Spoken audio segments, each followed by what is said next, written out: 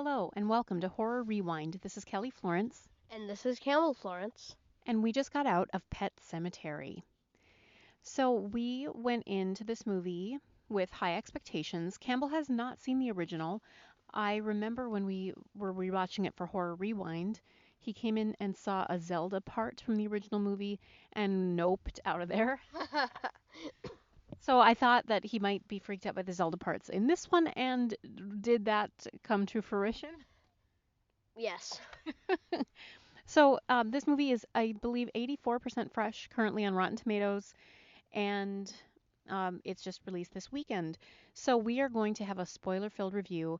If you don't know the story of Pet Sematary, though, you may have been living under a rock because it is a book by Stephen King, and the original movie came out decades ago now. The original directed by Mary Lambert. So this one overall, it's got a little bit of a different spin to the story. Instead of the little boy dying, it's the daughter. And I thought that was a nice way to update the story, give it a little twist, and also she could do a lot more creepy dialogue than a littler kid could because obviously she's older and had the capacity to act more. What did you think of that choice? Yeah, I really liked it. It was good. The creepiest thing when she gets comes back from the dead is just that subtle makeup, and her eyes were a little bit off and you could see the veins in her face, and the staples in the back of her head. That was all really icky and just felt it just made me really uncomfortable. The Pascal character was good in this one. He was a little less in the forefront. You didn't necessarily see him all that well. It wasn't really clear and just in the scenes altogether. I thought the Zelda scenes were top notch, super creepy, and we got to see all that whole backstory with the mother's sister, and that was so icky, and it was haunting her, and I appreciated that. What else stood out to you as a creepy moment or something that you liked? What I liked was in the trailer they talked about how, and in the book and in the first movie, it's how the person dies is like they get hit by the semi truck. I was trying to think of like a reason why the semi truck wouldn't just be able to swerve around them, and then they came up with it by like having the driver like getting a call, so then like he wasn't paying attention to the road. And And then the trailer detached in this movie instead of the truck hitting them all together. yeah, then the trailer detached.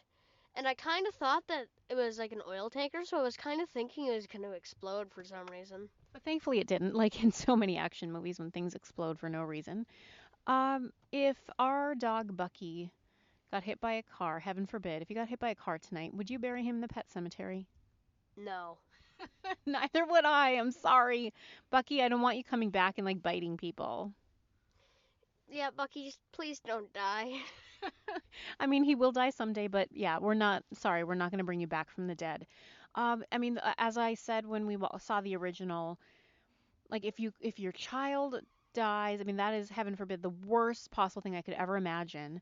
Yeah, of course, if you knew that you could bring them back from the dead, I'd probably would try it too, but it's not a good solution. And oh my gosh, this twist?